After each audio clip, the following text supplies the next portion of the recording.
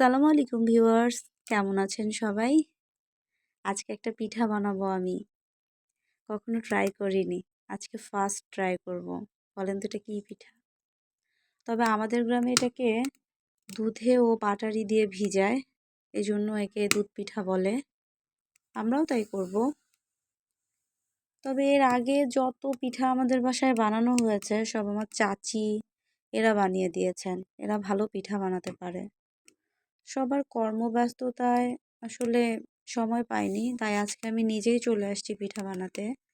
আমি জানি না কেমন হবে, পরে বুঝতে পারবো। তবে যতটুকু বানিয়েছি ততটুকু সবাই বলছে ভালো হয়েছে। তবে ফুললি রেজাল্ট পাবো আমি এটা ভেজানোর পরে।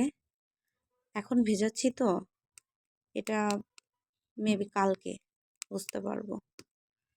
এই যে ভিজাই দিলাম রসে। Thank you watching my video.